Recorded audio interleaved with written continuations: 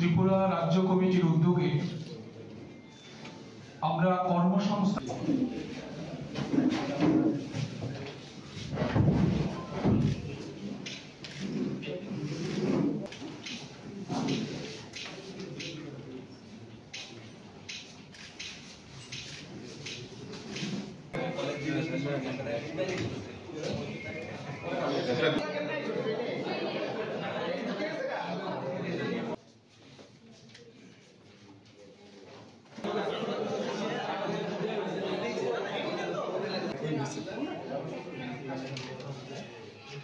আপনারা জানেন যে দেশ স্বাধীন হওয়ার পরে শেষ 50 বছরে সর্বোচ্চ বেকারত্বের হার এই নরেন্দ্র মোদীর আমলে এবং ডবল ইঞ্জিন সরকারের কথা বলে বিজেপি।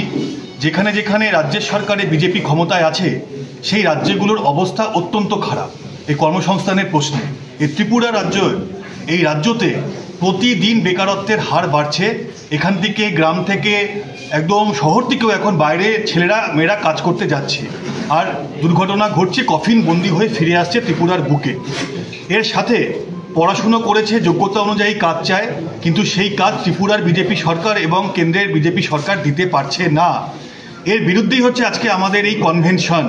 আজকে কর্মসংস্থানের সমস্যা এমন একটা জায়গায় পৌঁছে গিয়েছে যেখানে একজন কাজ না পেয়ে আত্মহত্যা পর্যন্ত করতে বাধ্য হচ্ছে। সামান্য 200 টাকা রোজগার করবার জন্য এখন ওই বাইকে গাড়ি চালিয়ে লোকের বাড়িতে খাবার পৌঁছে দিচ্ছে, যার কোনো স্বাস্থ্যের নিরাপত্তা নেই, কোনো রকম কোনো নিরাপত্তা নেই।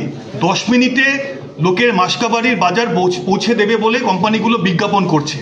ওই 10 মিনিটের মাঝে মাসকাবাড়ির বাজার বাড়িতে পৌঁছতে গিয়ে রাস্তায় যদি সেই ছেলেটার বা মেয়েটার অ্যাক্সিডেন্ট হয়ে যায়, তার দায়িত্ব কোম্পানিও নিচ্ছে না, কোম্পানিকে নিতে রাজ্যের সরকার বা কেন্দ্রের সরকার বাধ্যও করছে না। এর বিরুদ্ধেই হচ্ছে আমাদের ডিওয়াইএফআই লড়াই।